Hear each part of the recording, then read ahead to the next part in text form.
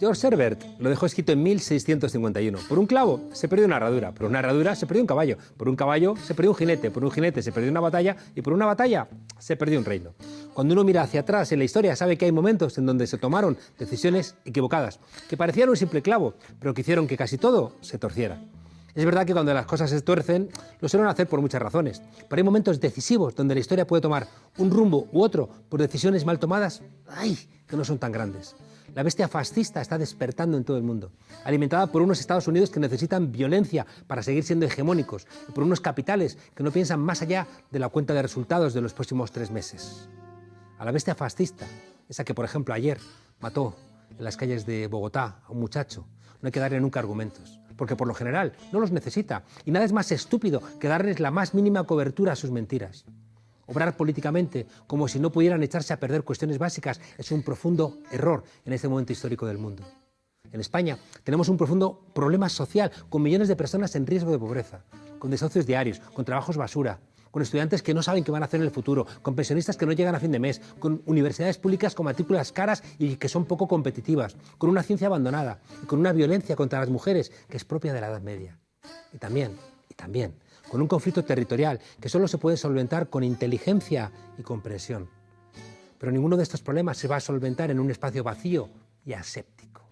En todos y cada uno de estos asuntos va a estar la derecha salvaje y la derecha que se está salvajando, echando gasolina al fuego y más gasolina al fuego. No es tan complicado lo que está pidiendo Esquerra Republicana de Cataluña. Es propio de cualquier Estado federal, con realidades territoriales diferentes. Y explicamos en las universidades que la España autonómica se aproxima a un Estado federal. Es normal que existan mesas de diálogo, que exista un espacio de reconocimiento entre los diferentes gobiernos. Es normal que el Estado central, esto es decir, el Estado federal y los Estados federados tengan un diálogo permanente. Es normal que se trace un plan territorial conjunto y compartido sobre unos mínimos comunes compartidos. Y aunque no habría que decirlo, es importante no mentirse. Ay, es bueno que salgamos de estos momentos electorales donde parece que para conseguir un voto de más puedes decir cualquier tipo de barbaridad. De la misma manera, es muy importante entender que la aventura independentista unilateral ya no existe. Que esa aventura no ha ganado ni en Cataluña y aún menos tiene apoyo en el resto de España. Que esa vía está cerrada y toca, por tanto, explorar otras políticas. No es tan complicado. Es una exigencia, lejos de la por ellos, que solamente alimenta intransigencia, mientras que clavos y más clavos se están perdiendo. Bienvenidas a la dialogante frontera desobedientes.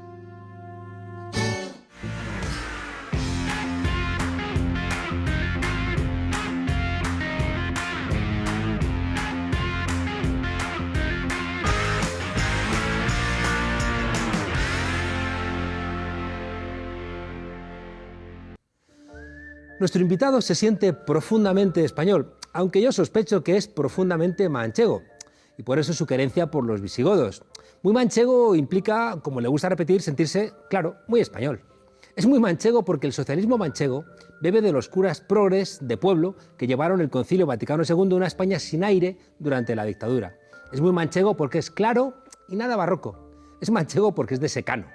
Ha escrito un libro donde habla por este orden con Dios, con el rey y con el presidente del gobierno. Y luego se va a almorzar con periodistas. Asuntos todos muy españoles. Defiende la moderación con uñas y dientes. Y eso no es tan español, en esa España donde de 10 cabezas una piensa y 9 embisten, que decía el poeta. Le pierden las equidistancias, pero le ganan el convencimiento de que los otros siempre tienen algo de verdad y algo de razón. Ha sido uno de los políticos más importantes de España, del Partido Socialista, y aunque parezca mentira, ha salido de la política con menos canas, con más pelo y con más respeto a eso de ama a tu prójimo como a ti mismo. Esta noche en la frontera, don Pepe Bono. Muchísimas gracias por estar con nosotros. ¿Qué tal? Gracias por venir a la frontera. Toma asiento. Muy bien. Acabas de presentar tu libro, ¿no? Y me llama la atención que en tu libro inquieta que utilices una frase de Pablo Iglesias para decir que quién manda de verdad en la política, porque dices que no mandan los diputados. Efectivamente digo que esa frase de Pablo Iglesias de que un banquero manda más que un diputado tiene algo de verdad. Y añado, punto, o mucha. ¿Y por qué lo digo? Pues lo digo porque los diputados aisladamente mandan poco. Nuestra ley electoral impide lo que ocurre, por ejemplo, en el Parlamento británico, en que el diputado es elegido en lista uninominal. Yo recuerdo que mi colega ministro de Defensa, laborista, me invitó varias veces, siendo yo también ministro, los viernes. Cenábamos en su casa, dormíamos en su casa y me decía: oye, mañana me acompañas sábado. Digo, ¿dónde vas mañana? Dice, oye, mira, yo soy ministro porque soy diputado. Y soy diputado porque me eligen en mi distrito. Ni el primer ministro ni nadie es quien me designa para las listas. ¿Te gusta el sistema electoral alemán? Como a mí. Sí, porque combina lo proporcional y lo mayoritario, no porque me guste lo mayoritario, sino porque combina de tal manera que el elector se puede sentir cerca del electo. Y el electo sabe que si quiere seguir siendo elegido, tiene que llevarse bien con los que votan y no solamente con los que hacen las candidaturas. Es decir, los mandamases de los partidos tienen más futuro con leyes electorales como la española que como, por ejemplo, la alemana o la británica. Y compensa porque también es importante el partido en las listas, ¿no? Porque también sin partido se correría el riesgo de que la gente famosa no tuviera más posibilidades de ser elegida en los distritos. Sí, gente claro. Eficaz, por ejemplo. Yo tengo una crítica muy dura al sistema uninominal del que te he hablado ahora, y es que en España lo tuvimos, y fue la época de la mayor corrupción electoral de nuestra historia. En toda la Restauración, como bien sabes, el sistema era uninominal, pero claro, el famoso artículo 29 establecía que si en un distrito solamente había un candidato, se proclamaba sin elección. Y los grandes electores encasillaban de tal manera que llegó a haber en los años del año 15 al año 20, en el Congreso de los Diputados de España, el 28% eran diputados no elegidos, porque se presentaban ellos solos. Y es verdad que la otra dificultad que tú mantienes, una persona adinerada tiene más posibilidades en un sistema uninominal que una persona que no lo es. Por tanto, hay que combinarlos. Con el control de los medios que hay ahora y de las redes sociales y claro, demás. Pero sin embargo, en el sistema actual hay una cosa evidente. El diputado crítico no repite. El diputado crítico se le considera desleal. La crítica, incluso interna en el partido, en cualquier partido, está mal vista. Y esto, desde mi punto de vista, es un desprestigio de la política. Oye, si yo discrepo con mis hijos, no les voy a echar de casa. La discrepancia no puede ser algo que pague peaje en un sistema democrático. Tú lo recoges en el libro, es la inconsistencia constitucional del artículo 67.2, ¿no? Que prohíbe el mandato imperativo, pero luego el que hace las listas tiene el más absoluto de los mandatos imperativos. Incluso te diré más, en 4 años de presidente del Congreso, ni una sola vez, un diputado levantó la mano para pedir la palabra, tal y como el reglamento prevé, para explicar su voto discrepante con su grupo. No discreparon. Claro, discrepar. No viene bien. Te mueves y no sales en la foto. Una frase que, por cierto, no es de Alfonso Guerra, es una frase de un sindicalista mexicano. Citas a Churchill, la historia me hará justicia porque pienso escribirla yo. Y llevas 3 tomos con tus memorias, que nos preocupa tanto lo que diga la posteridad de nosotros. No, pero fíjate, leía una frase de Amin Malouf que me gustaba y que decía: mi vida no es que sea nada del otro mundo, mi vida no es importante, Juan Carlos, pero si yo dijera que no merece la pena o que no me merece la pena, lo que no me merecería la pena es haberla vivido, ¿no? Y entonces quienes somos primarios, emotivos, activos y además hemos tomado notas, pues nos gusta fotografiar nuestro tiempo, dejar constancia de ello, y eso es lo que he hecho, pero no tanto para la posteridad, sino que quizá pues hay ahí material que puede ser útil para la historiografía, porque yo he hecho algo que a lo mejor es heterodoxo. Yo no he hecho unas memorias. Una tesis doctoral se puede inventar. No hablemos ya de un trabajo de fin de máster. Unas memorias también se pueden inventar. Pero un diario, que yo cuente detallada y minuciosamente lo que ocurrió el 20 de mayo del 2008, o lo tengo anotado o me lo tengo que inventar. y ahí no hay inventos. Y incluso, fíjate, si tú me has contado algo y yo lo cuento, a las personas amigas les he dicho, oye, vencemos ese pudor y publico lo que me contaste. Y quien me ha dicho que no, no lo he publicado. He de decirte que de 351 comprobaciones, solo 3 personas me pidieron algún matiz. He leído el libro con detenimiento y mi sensación es que hablas con Dios, bueno, con sus representantes, con el rey, con el presidente y almuerzo con periodistas. Y me ha dado una sensación de que la política no puede ser solamente eso. Claro, es que no es solamente eso. Yo comprendo que en la lectura que has hecho, y que además me consta por los comentarios y glosas que me has realizado, y te agradezco, pero es muchas más cosas. Sobre todo es muchas más cosas que eso. Me gusta la frase de Gramsci cuando escribe a su hijo desde la cárcel en Roma y le dice, hijo, la historia no es lo que le pasa a un rey ni a un general, la historia es lo que le pasa a la gente. A cuanta más gente, mejor.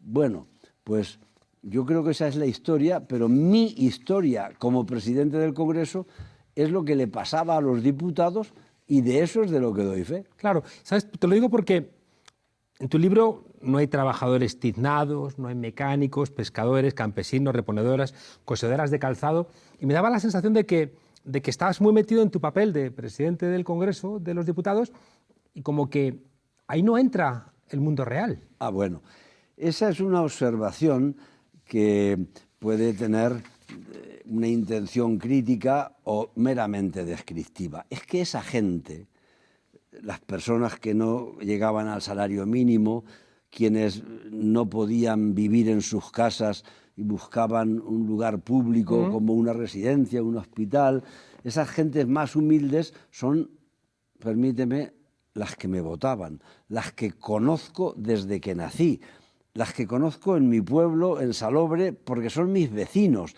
no porque me he acercado a ellos para hacer una presunción de un radicalismo estético que no me va. Mi abuela no sabía leer ni escribir, es de las que dices, ¿no? Mi abuelo era un labrador, pero no como dicen en nuestra tierra estos que ponían una tarjeta que se hacían poner su nombre y apellidos y debajo ponían agricultor y entre paréntesis propietario. No, yo vengo de donde vengo, soy de donde soy, me vota quien me vota, aunque es verdad que también conseguí, por ese carácter que cuando me presentaba os decía moderado, que me ocurriera lo siguiente. Tú quizá conozcas los baños de Benito, en Reolí, en mi pueblo. Y allí había un catedrático de francés que cuando yo me retiré de la política en el 2011, le dijo a su mujer, Aurelia, Pepe Bono ha dejado la política, ya podemos votar a los nuestros. Sí, yo tuve votos que no eran de los míos, eran de ellos. Pero me alegra también haber podido llegar a gentes sin haber perdido mi propia identidad socialista. ¿Pero por qué te decía lo de que echaba en falta a los trabajadores? Por una cosa que me han dicho muchas veces expresidentes, siempre expresidentes. Cuando son presidentes no te lo dicen, ¿no? Es la queja de que se reunían demasiado con las élites y muy poco con las bases. Es decir, que perdieron el tiempo de reunirse, de que entraran en los palacios, en los congresos, en las reuniones, otra gente que no fueran en grandes empresarios, gente de la curia. Mira, yo en mi caso no es así. Incluso, si has visto en el libro, habrás observado alguna fotografía, por ejemplo, con los Ujieres. O mi último acto en el Congreso es el personal de servicios que me entregan una plaquita de reconocimiento, que es la primera que hacen. No hay mérito en esto, ¿eh? Yo no soy un populista que vaya presumiendo de mi relación con las clases menos favorecidas para publicarlas en un diario. Es que yo soy de esos. Yo decía cuando era presidente de Castilla-La Mancha que lo que más me agradaba, digo, es que puedo estar sentado donde estáis vosotros y no llamaría la atención. Hay gentes, oye, que se sientan entre el público y llaman la atención porque no son público. Te parecerá raro, pero leyendo este libro me ha parecido leer la más o el más sincero reconocimiento de la crisis de la socialdemocracia. Es decir, que tú reconoces en algún momento, ¿no?, que los que mandan son los ricos. Es decir, que en una conversación con Zapatero planteas que él te reconoce, bueno, pues que sin China, sin Estados Unidos, sin algunos poderosos no se puede hacer nada. Hay una escena también donde cuentas que de la cuarta a la quinta planta Rubalcaba llora como un niño porque le obligan a reformar el artículo 135. Dices más adelante en el libro textualmente que el déficit público, que ha sido la lucha esencial del keynesianismo y de la socialdemocracia para la redistribución de la renta, dices que ya no vale, y creo que hay un reconocimiento brutal de la crisis de la socialdemocracia, incluso te diría de la muerte de la socialdemocracia en este libro. Tenemos, tú y yo, cosas en común, entre otras cosas, nuestra cercanía u origen geográfico. Tú Vianos, yo Salobre. Tu pueblo Vianos, además, es de donde era mi abuela Melitona. Pero era mi madre, sí. Y tu madre. Pero hay algo que nos diferencia ahora en este modo de hablar. Yo, más que interpretar, he contado. Y he contado todo lo que dices. Pero la interpretación de mi cuento, para mí, no es el final de la socialdemocracia, sin embargo, es el cuestionamiento de los planteamientos socialdemócratas tradicionales. Añadiré a los que has dicho algo que manifiesto y que me costó escribirlo. Como fui ministro de Defensa, digo que cuando los norteamericanos nos impulsaban a que les comprásemos armas, y el impulso era muy fuerte, yo llegué a la conclusión de que no estaban tanto luchando para que comprásemos armas y estableciésemos la paz con nuestras misiones militares allí donde nos mandaba la OTAN o las Naciones Unidas, que yo creo que son misiones muy dignas. Yo creo que presionaban más en defensa de la industria armamentística. Este para mí es un convencimiento. Creo que la industria del armamento manda mucho, muchísimo. Luego no nos dejaron vender armas, por ejemplo, a Venezuela, porque había algunos componentes que les habíamos comprado a los norteamericanos. No nos dejaron vender aviones. Pese a los norteamericanos, les vendimos unas embarcaciones que necesitaban para patrullar la costa, básicamente en la lucha contra el narcotráfico. Yo le dije a Rumsfeld en el Pentágono, mire, nosotros no vendemos armas a Venezuela. Los que se las han vendido son ustedes. Los que además les reparan sus aviones caza son ustedes. Y además no lo digo yo, lo dice esta revista del Pentágono. Y se la pasé. El Rumsfeld no le agradó aquello, pero se lo pude acreditar. Yo, mira, tengo dudas. Muchas veces dudo de si la socialdemocracia no debería renovarse en sus, si no en sus principios, desde luego en sus métodos. Pero de los ejemplos que me has puesto, no me arrepiento de haberlos puesto. Lo que digo es que tenemos que esmerarnos y esforzarnos en países que, como España, cuando yo entré en política teníamos $3.000 de renta per cápita. Hoy tenemos 10 veces más, $30.000. Y los prospectos, nuestros proyectos, nuestras soluciones para una España de $3.000 de renta per cápita no pueden ser los mismos que para una España de 30.000. Entonces, en la España de los 3.000, el odio político o el odio social podía estar justificado, y más en una amalgama de dictadura con un tirano cruel como Franco. Han pasado suficiente tiempo como para que la democracia y la socialdemocracia se desprendan del odio político, del odio social. Ya que me has citado, no es que te quiera contestar, pero cuando, por ejemplo, Pablo Iglesias criticó a Amancio Ortega, ¿no?, por haber hecho un donativo a un hospital público. Por ahorrarse mucho dinero en impuestos y lavar esa ingeniería fiscal haciendo donaciones. No coincidimos, porque eso de lavar, cuando uno ha pagado todos los impuestos que la ley le exige y hace además un donativo, yo creo que se le debe recibir gratitud. Pero si no gratitud, por lo menos no despecho, ¿no?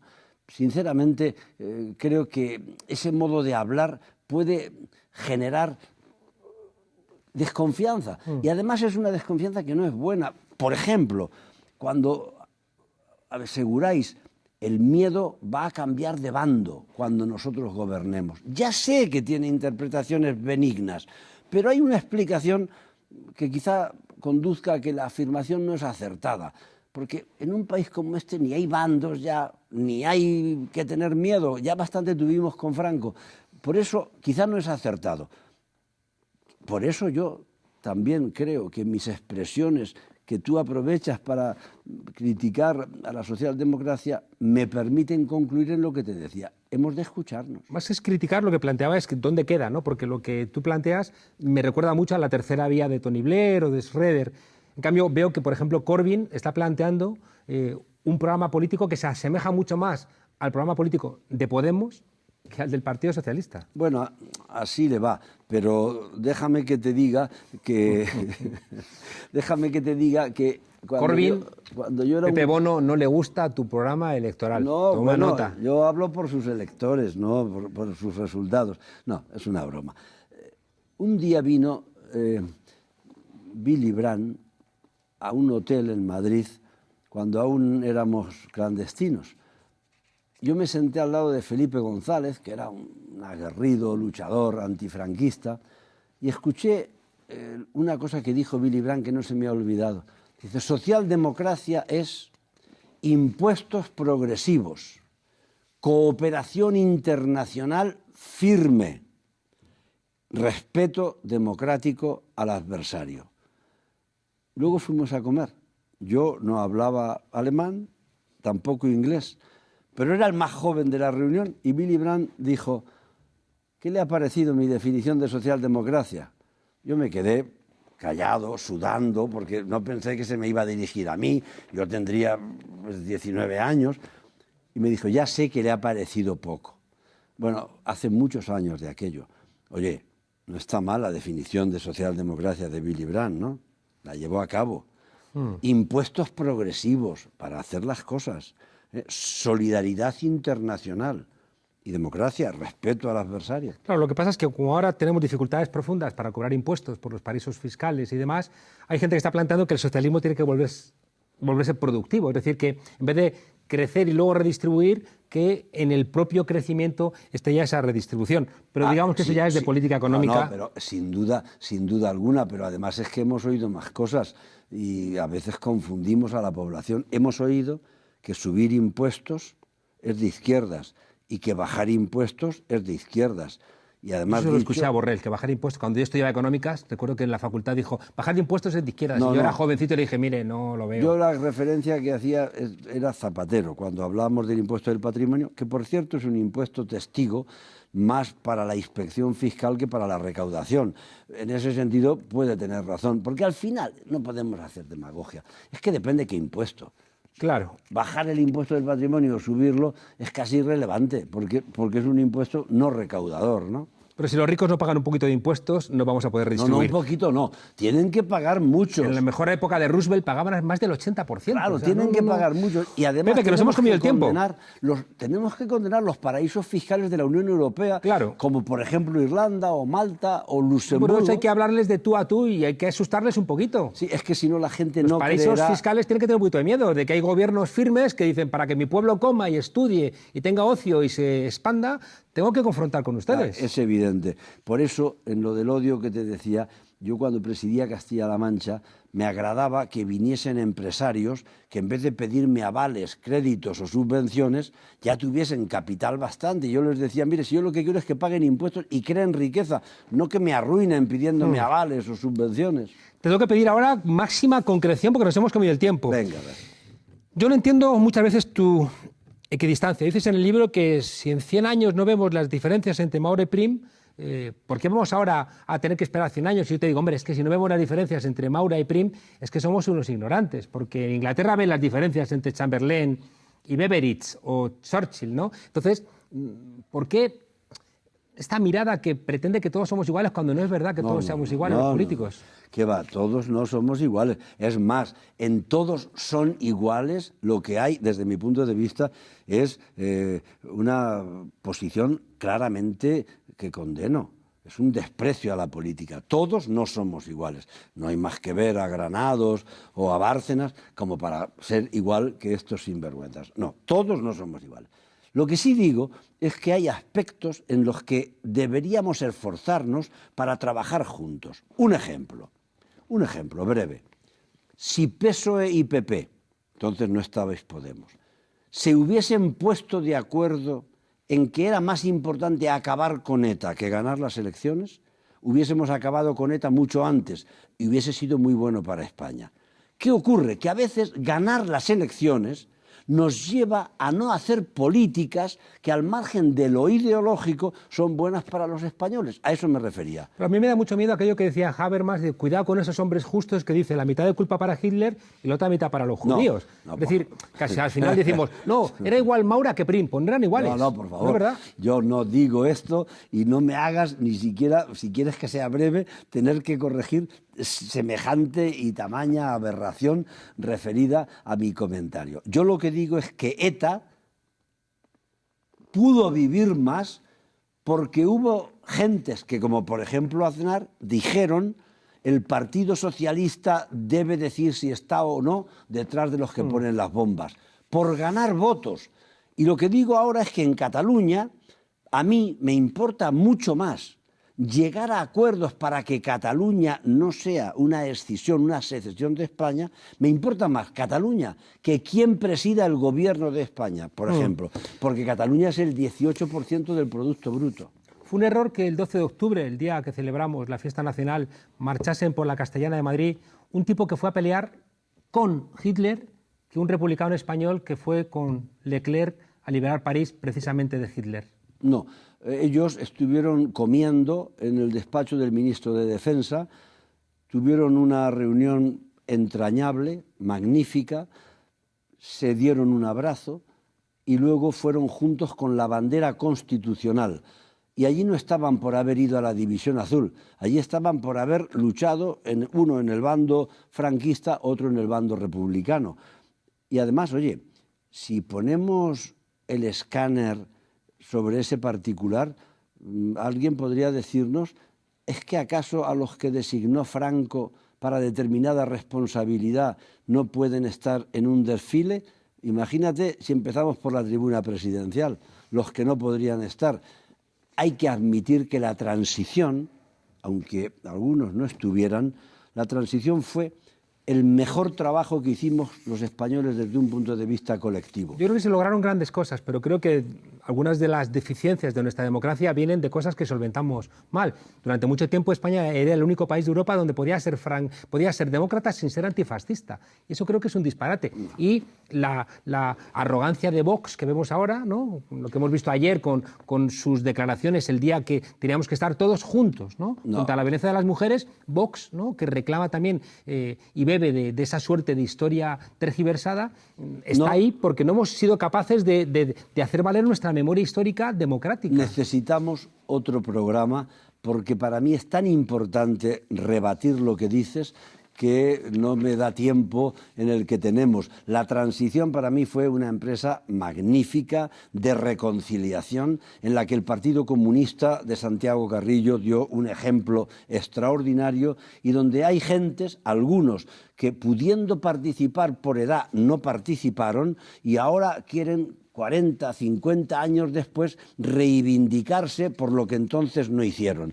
Mira, yo no tengo a este nivel ningún recato en decirte que hice los deberes probablemente con pobreza y con medianía, pero nunca dejé de ser demócrata para luchar contra Franco y para luego poder dar la mano a los franquistas que se pasaron de bando al Constitucional.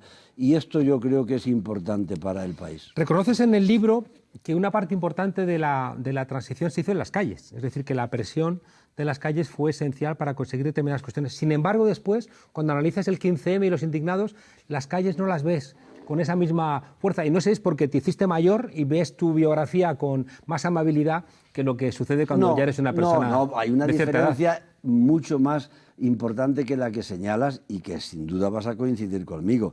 Es que cuando hicimos la transición, de donde veníamos era de una dictadura con un tirano cruel. y en el 15M no había dictadura ni tirano cruel. Esta es la primera diferencia, que imagínate si es importante. Cada uno pelea desde el punto donde Sí, parte, que lo han dejado sus mayores. Como me dices diferencias, yo te señalo esta. Y en segundo lugar, cuento cómo siendo presidente del Congreso pasé por delante de la Puerta del Sol y unos muchachos del 15M a los que yo me acerqué, porque mis escoltas no querían, cuando empezaron a gritarme, no nos representas, no nos representas, mis escoltas querían meterme en el edificio de la Dirección General de Seguridad Antigua y les dije, no, prefiero a estos chavales que a Esperanza Aguirre, que era la que estaba allí de presidenta. Pero a esos chavales sí que les dije lo que pensaba, aunque me abuchearon. Les dije, oye, ¿vosotros creéis, os guste o no, que los representantes de los españoles son los que ellos eligen para el Congreso y el Senado? Yo ya sabía la respuesta de aquellos chavales. No, no. Digo, pues entonces ni os represento ni quiero representaros. Oye, cambiamos de tercio corriendo. Reconociste en 2008 que antes de 15 años habría que modificar el modelo autonómico español porque la desvertebración territorial es cada vez mayor. Y aquí voy a una... Seguramente ahí también estamos muy en desacuerdo. Tengo la sensación de que tienes una idea muy orteguiana de España. Es decir, como que España tiene una esencia, ¿no? Una esencia que se mantiene en algunos mitos, en algunas referencias históricas, en Don Pelayo, en Covadonga, en un ser español que no se termina de definir, que forma parte de la filosofía de nuestro país, de Ortega, de Américo Castro, de Sánchez Albornoz y de todos estos hombres, ¿no? Sin embargo, tengo la sensación de que hay una mala comprensión de España en ese esencialismo, porque cada vez que se quiere vertebrar a España, lo que hacen es realmente desvertebrarla, porque no entienden que España es plurinacional. Ya. Has hecho un estereotipo con el que no me siento nada identificado. Para mí una nación es una comunidad de sentimientos. Ajá. Si algunos se empeñan desde un radicalismo extraño en poner solamente en común los malos sentimientos, pues tendremos una mala comunidad de sentimientos, ¿no? Para mí España no es ninguna esencia. Es más, España como tal se empieza, y bien sabes, a mentar como nación y a vitorearla relativamente hace poco tiempo, en las Cortes de Cádiz. La primera vez que se dice viva España en público es en la plaza de San Felipe de Neri, cuando sale Argüelles diciendo con la Constitución, españoles, ya tenéis patria. Esa es mi idea. Todavía no hay bandera, bueno, no hay himno. Esa es mi idea de la patria. Ya tenéis patria, ya tenéis Constitución. De modo que estoy alejado de cualquier planteamiento esencialista. Dices, en algún momento dices que es muy vieja. No, pero ya verás. Pero un movimiento esencialista que me parece ridículo. Porque es verdaderamente ridículo Carlistón, Trabucaire, Casposo, ese nacionalismo en virtud del cual residencia los derechos de las personas en algo tan fortuito como es el lugar de nacimiento. Oiga, que te pudieron haber nacido en cualquier sitio. Dicho esto, yo creo que España es una nación. ¿Y por qué? Porque a mí lo que me interesa que proteja a la nación no es tanto la bandera ni el sentimiento. ¿Sabes lo que es? La igualdad. Y los secesionistas catalanes lo que básicamente desean es algo inmoral, porque pagan más impuestos, dicen, quieren vivir mejor. Así lo han explicado en las escuelas, y para mí eso es rancio, antiguo, esencialista. Ese sí que es un estereotipo que rechazo. Pero mi idea de España es una España de sentimientos igualitarios. ¿Y cómo explicamos que cada vez que España recupera la democracia emerge la plurinacionalidad? 1868, Revolución Gloriosa, Primera República. En 1873, Segunda República, después de la dictadura de Primo de Rivera, emerge la plurinacionalidad. No. Como no, la Segunda República no. Lo que emerge, como bien sabes, Jiménez de Asúa se empeña en que la Constitución hable de un Estado unitario. Claro, porque un Estado federal es unitario. Integral. Bueno, y es que lo federal... Pero es plurinacional, no se contradice. No, plurinacional no. Mira Azaña, lo que dice al respecto, no. Lo de plurinacional viene con posterioridad para asentarse de alguna manera. Que yo no es que estoy dispuesto a criticarlo en el ámbito de los sentimientos o de la historia. Lo que digo es que si cada nación tiene derecho a un Estado para la desigualdad, estoy en contra. Me importa más la radical igualdad de todos los seres humanos que la bandera que agiten desde un determinado balcón para conseguir votos o para colmar aspiraciones de carácter histórico o sentimental. En los planteamientos que ha hecho Pere Aragonés, ¿no?, para el gobierno de coalición entre el PSOE y Unidas Podemos, apoyado también con la abstención de Esquerra Republicana, se plantean 4 puntos que no contradicen esa idea de igualdad que tú expresas. No me gustan, pero les considero letra pequeña. A mí lo que me parece fundamental, y que no es letra pequeña, es que los españoles no han querido dar mayoría suficiente de gobierno a ningún partido, que hay que ponerse de acuerdo. Yo no soy pedrista, en el sentido de que no soy zapaterista, no soy pedrista. Yo, además, no le voté en las primarias, pero en este momento defiendo con firmeza, aunque algunos me critican, que no veo otra alternativa de gobierno distinta que la que ha planteado Pedro Sánchez con Podemos. ¿Y por qué? Porque no hay alternativa más que terceras elecciones. Y unas terceras elecciones, el Partido Popular aún no se ha percatado en esa pugna de primarias externas que tiene con Vox, que si vamos a unas terceras elecciones, Vox puede superar al Partido Popular. Y a mí me dan miedo los fachas y la extrema derecha, porque los padecí. Y en ese sentido los tengo visualizados, que inmediatamente prohibirían que la gente se bese por las calles, intentarían retrotraer lo más avanzado de nuestra democracia social. En ese sentido, apoyo este gobierno, que no es el que más me gusta, con alguna línea roja. ¿Cuál es la línea roja? Una ya te dije. El odio social, hay que olvidarse. Eso de que el miedo cambie de bando, ni bandos ni miedo. Y yo creo que Pablo Iglesias ya está en ese camino de moderar el lenguaje. Y me alegro. La segunda raya roja, la ley. Ni comunistas, ni radicales, ni de derechas, ni de izquierdas. Aquí todo Dios cumple la ley. Porque o se cumple la ley, o con qué legalidad vamos a aplicarla al tercero o al vecino. El imperio de la ley dice que no pueden decidir los catalanes lo que la ley hace que decidan los españoles. El derecho a decidir, de acuerdo, Juan Carlos, pero de todos. Un Estado federal, que es lo que defiende tu partido, implica que los Estados federados tienen que llegar a algún tipo de acuerdo para unirse al Estado Nosotros federal. Somos un Estado constitucional. Y los catalanes ya han votado, ¿eh? Nosotros somos, han votado en el Estatuto de Autonomía. Nosotros somos un Estado constitucional. Lo de federal es algo que podemos, como profesores de ciencia política, discutir. Yo explicaba a mis alumnos. No me hables ahora de la teoría. No, pero me hablas tú, Estado federal. Déjame que te diga que somos un Estado unitario, que puede transformarse en Estado federal, pero desde mi punto de vista no serviría, porque los separatistas catalanes y los nacionalistas vascos no quieren el Estado federal. Y los centralistas españoles no entienden que España es una nación de naciones. Y no entienden. Yo he escuchado en Vianos, Pepe, una vez que estaba hablando Maragall en un telediario en el casino allí del pueblo, en catalán, gritar uno: ¿cómo ladran estos cabrones? Y todos se rieron. Bueno, y a mí me partió el alma que que hablar en catalán para muchos españoles sea ladrar. No, mira, esto, bueno, no me conviertas en categoría lo que es una anécdota de una persona de Vianos. Esperanza Aguirre prohibió que se hablara catalán en Telemadrid. Pero perdóname, ya no es una anécdota. No elevemos a categoría lo de un pobre hombre que dice una tontería. Yo recuerdo más chico, en la escuela de mi pueblo, decirme: niños, hablemos la lengua del imperio. Maldito imperio que no dejaba hablar libremente en ningún idioma. No hagamos demagogia. Mira, yo no soy partidario de que la solución sea el Estado federal, lo diga quien lo diga, por una cuestión de reflexión, no de odio, no de desprecio, no de sacar aquí un ejemplo para convertirlo en categoría. Es porque creo que lo federal no sería aceptado por aquellos que no saben lo que es lo federal y que me hablan, por ejemplo, Maragall, ya que lo citas, hablaba del federalismo asimétrico. Si eso no existe.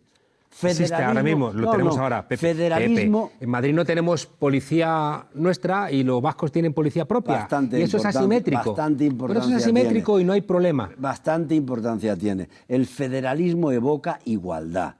Y hay separatistas que lo que quieren es separarse para la desigualdad. Es la burguesía catalana. Yo creo que si España fuera federal no tendríamos los problemas que tenemos con una España autonómica que tiene abiertas las competencias. En un Estado federal decidiéramos, estas son las competencias del Estado, y son para todos. Pero en cualquier estaríamos caso, constantemente negociando. No acepto tu planteamiento, como te trato de explicar, pero en cualquier caso, como dirían los tomistas, si el supuesto lo admitimos para la mera discusión, esa decisión no le corresponde tomarla a los catalanes, sino a los españoles. El derecho a decidir, constitucionalmente hablando, es de los españoles, no de los catalanes. Y querer poner la democracia por encima de la ley es lo que han hecho los dictadores, con consecuencias muy peligrosas. Jordi Soler Turà contaba que ese artículo que dice que la Constitución española se basa en la indisoluble unidad de la patria española lo entregaron los militares. Es uno de los padres de la Constitución. Es decir, que de alguna manera igual que se hablaba de nacionalidades y no de naciones, es una de las herencias de aquel ruido de sables que tú recordarás, al cual se hacía referencia constantemente para que no nos moviéramos demasiado. Incluso porque entendieron que nos movíamos demasiado, dieron el golpe del 23 de febrero del 81. No, mira, yo lo que no voy a basar son mis argumentos ni mis afectos en los militares golpistas, ni en los que estuvieron en la dictadura, ni los que quedaron después. Al contrario, yo el 23 de febrero estuve allí, y si allí hubiese habido peligro y problemas, los que los teníamos éramos más los de la izquierda que los que habrían podido aplaudirles. ¿Tú reconoces que el rey... Pero esto no significa que no hayamos asentado una democracia que no necesita ni militares para que den golpes, ni tampoco disfrazados de demócratas que dicen que la ley no hay que respetarla. La ley hay que respetarla, claro, y el que no la respeta la golpea, sí, aunque no lo haga con un fusil. Sí, por eso a mí me golpeó mucho que se juzgase a las compañeras de Pablo Casado por ese falso máster, y él, porque lo juzgó el Tribunal Supremo, decidieron que no había ningún tipo de problema. Qué simpático, cómo saltas de los golpistas al máster de Casado. Oye, que bueno, nos hemos duplicado el tiempo. No quería irme sin plantearte, hablas mucho con el rey, planteas que el rey seguramente fue torpe en los comienzos de la gestación del 23F, ¿no? Seguramente no estuvo lo suficientemente inteligente y entendió aquello que algunos han planteado después como un golpe blando. Pero me interesa más algo que comentas, que parece que nos aboca necesariamente a una reforma constitucional, cuando planteas que esa idea de que entre Felipe VI y Leticia están practicando, ¿no? Según sugirió Juan Carlos I, la marcha atrás, ¿no? Para que no nazca un varón, porque entonces si nace un varón, Leonor no va a ser reina. No me interpretes. Yo cuento lo que pasó, y efectivamente, como presidente del Congreso, llevé al rey Juan Carlos la conveniencia de modificar la Constitución, porque prevé la Constitución actual, y creo que debe modificarse, la preferencia del varón sobre la hembra para la sucesión. Y claro, no tiene ningún sentido que si hay una muchacha, una mujer heredera, con más años que un varón que naciese ahora, la Constitución actual daría mejor derecho al varón que a la hembra. Esto era un disparate, y claro, pues parece que como no viene el varón, el problema no se plantea. Es otra manera de decirlo. Nos vamos, Pepe Bono. Me hubiera gustado plantearte, pues eso, todo lo que tiene que ver con el 15M, con esa explosión popular de indignación que quebró el bipartidismo, y que a ti no te gustó mucho. Dices que el buenismo va después del Código Penal, ¿no? Planteando que esa impugnación que hizo generar el 15M no sirve. Sin embargo, planteas en algún momento en el libro que quizá, eso lo digo yo como pregunta, ¿se ha llenado la política española de mediocres? No, no digo eso, pero en la reflexión tan amplia que haces en tu pregunta, yo te diría que lo que está claro es que la intransigencia no cotiza, el radicalismo no cotiza. Yo estoy seguro que Podemos en el gobierno se moderará, y así es posible que comience a subir en vez de estar en la línea descendente. Creo que no es el buenismo, sencillamente que hay mucha gente en España que le gustaría votaros, y que a veces, por errores que se cometen en el Partido Socialista, pero ahora me refiero a Podemos, parece que excluís a gentes que podrían estar de acuerdo con vosotros y que les dais miedo. En ese sentido es en el que no hablo de buenismo, sino de intransigencia. El miedo hay que desterrarlo, Juan Carlos, ¿No sientes no como... que cambie de bando?